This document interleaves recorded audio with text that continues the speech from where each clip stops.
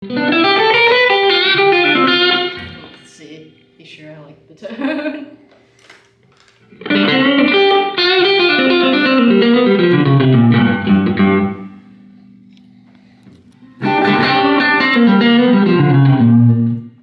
My name is Lindsey Miller. I'm a guitar player here in Nashville, Tennessee. So this specific guitar is a guitar I bought last October. It is a 1947 Gibson L7 that I purchased from Guitarist here in Nashville. It is acoustic. It doesn't even actually, if we look, it doesn't even have a pickup in it. It has 2 F holes for the sound holes. The reason I bought it is because, believe it or not, here in Nashville, there are actual big band sessions where you have to do the kind of like big band guitar, Freddie Green guitar playing, where you do 3-note voicings and you just kind of like chunk away on quarter notes. So that's a really percussive sound and a really specific sound. So I finally got enough calls for that type of thing where I felt like it was time to really invest in a guitar that had that authentic sound. So I got this one for just a little bit less because the pick guard has long since disappeared, and it also does not have a cutaway like other types of L7s. But everything else on it is original. It's had a little bit of binding repair, but it's a great guitar. It gets a great, huge, big sound, as you can see. And it offers, when you're soloing on it, just a little bit of fight and resistance that kind of makes it feel pretty good to play. So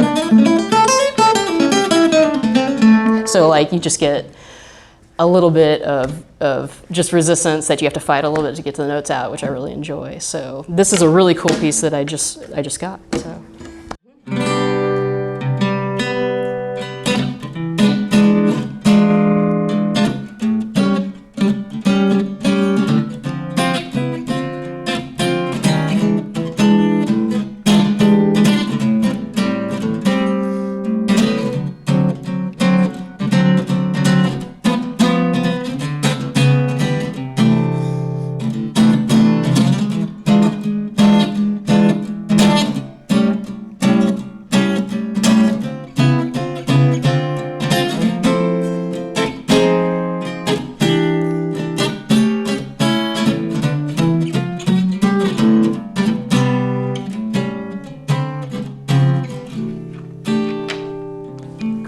Well, this is a 2000, I hope I get all the information on this right. Oh, no. Okay, this is a 2008 Duesenberg Starplayer TV guitar.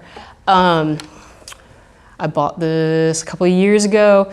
Duesenbergs are German-made guitars that kind of, I believe I get this right, first kind of got famous through like Mike Campbell, and eventually started kind of making their way into like a lot of contemporary Christian music, but obviously you hear it on the Tom Petty stuff. Maybe Joe Walsh has had one, but if that's not true, edit that out. So the thing that makes these, I think gives their kind of their unique blend is the fact that they are semi-hollow. So they have the block of wood down the center of them, but are hollow on the sides. And then the 2 pickups, I think one pickup, I think this is right, is modeled off of kind of a TV Jones type of thing. And the other one is a humbucker. So I think between the 2, it gives that kind of sound that the Duesenberg has that, like, say, a Gretsch or other types of guitars don't have. And then obviously the tremolo system is really unique to it too. And the neck is a little bit longer to scale than some other types of guitars. But for me, this guitar honestly gets the best sound when you can just open it up and actually play it like super, super, super loud. So this is my Duesenberg. So, this is my Gibson Custom Shop 1956 reissue Les Paul, P90s. Basically, I kind of chose this one out of the bunch because it's extremely lightweight, and it's actually fairly well in tune, intonated, which I really appreciated, and just pretty easy to get around on it. So P90s usually means it's just got a really spongy sound when you like do a lot of overdrive with it and stuff. And it's just been a fun piece to add to the collection. This is a 2010 Bill Nash T63 Telecaster. This one has a pretty funny story to it. As you see, it has a Bigsby, but it has no tremolo bar on it. So it's just a Bigsby screwed down.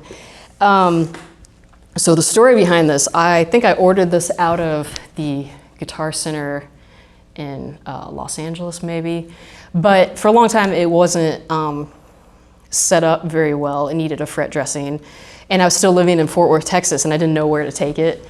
So somebody recommended two brothers that were kind of like hippie deadhead brothers that lived in a trailer somewhere off of a gravel road, I'm not sure.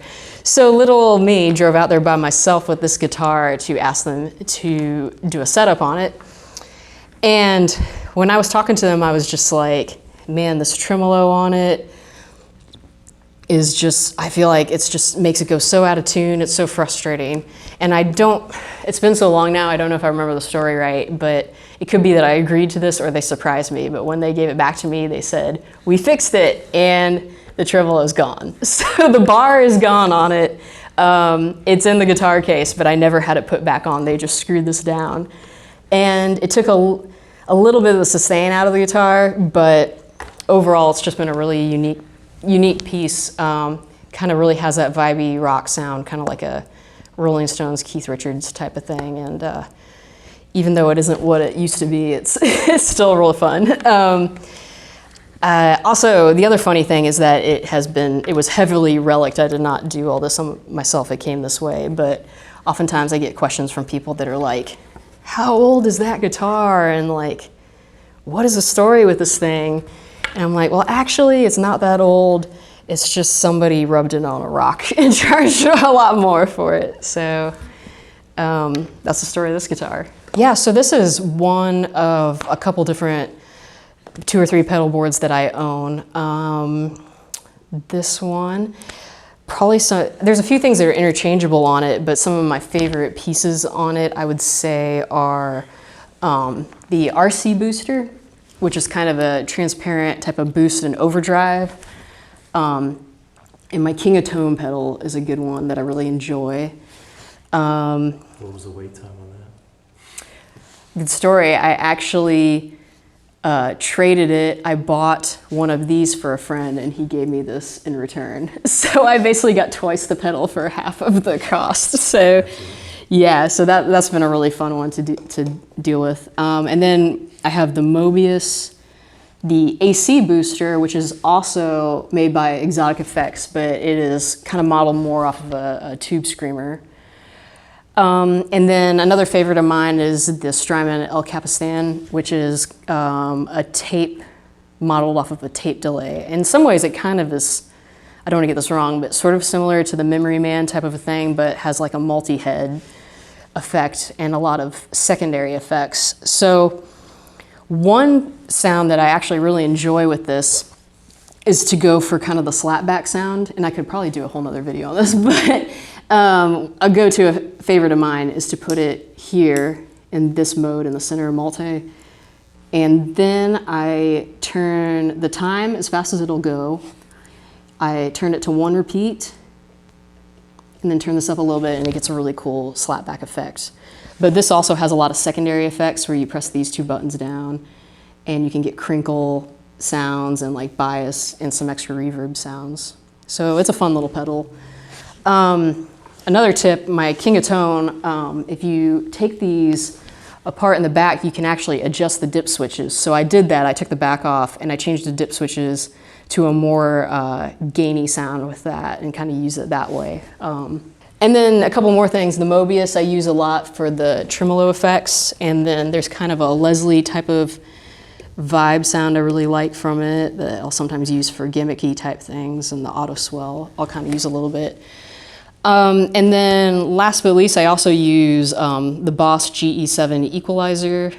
And this is a Basic Audio Scarab fuzz pedal, which, just as a general tip, I don't actually have it powered to the power brick. I actually just run that straight off of a battery. So that's one way to run your fuzz pedal. So True Tone, it's hard to see it through the pedal board, but their one spot power supplies are excellent for that, for having isolated channels. And then you can switch these switches in the back to match the voltages of your batteries, so you're not blowing up your pedals. So I think that's an excellent go-to for power that I think cleans up a lot of your sound. And then just, I mean, there's not always a hard and fast rule, but the way you set your board up and the order of effects helps a lot with noise, like doing least amount of gain to most amount of gain, and doing your time-based effects after overdrive helps out a lot. Yeah, so that's a quick rundown of a few of the pieces of my gear. So thank you very much.